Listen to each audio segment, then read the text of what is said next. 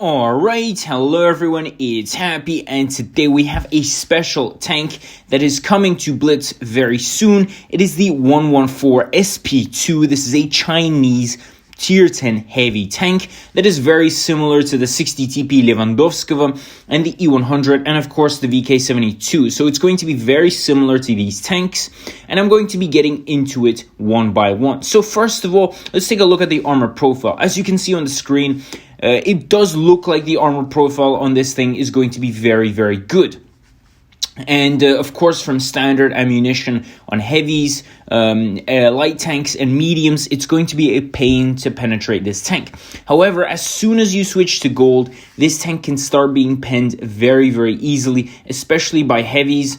And of course, TDs will have no problem buttering through your armor. Of course, this tank also has a big fat cupola on the top, which is another weakness. And of course, the lower plate is also very, very big, unlike that of the 60 TP Lewandowskiego.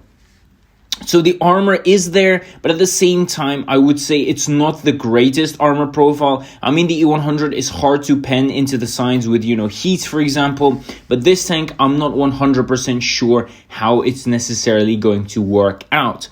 I feel like the armor is good on paper, but in reality, whenever someone sees this tank, they might just automatically switch to gold, and they might pen straight through you. So again, I'm not 100% sure.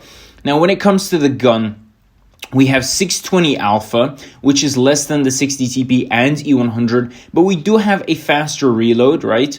But of course, we also get some pretty good DPM. Not good, it's okay. 2600, which is a little bit better than the other two, which are the E100 and 60 TP. The VK72 is definitely going to be better when it comes to the weapon handling as well. The weapon handling on this thing is atrocious for the alpha. It has the aim time is a little bit better than the E100. However, the dispersion is worse than the E100. And keep in mind, the E100 literally has a bigger alpha gun, which is very, very interesting.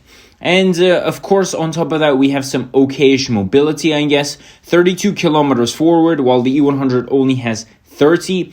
And of course, it has more horsepower per ton, and of course, the terrain resistance is also pretty okay on the tank compared to the other tanks we are looking at today. And so when you combine everything, I mean, this tank has okay DPM for a big alpha tank, so 620 is pretty okay. The weapon handling is going to be atrocious for only 620 alpha, because if you look at the VK72, it has 600 alpha, but a much better aim time and much better, well, a little bit better of a dispersion. Right, so in general, I guess like the weapon handling is similar. It's just that on paper, it seems a lot worse. And of course, mobility-wise, backwards, it's the slowest out of all four sort of like big alpha heavies. I mean, 13 versus 15 doesn't seem like that much, but it could save your life, technically.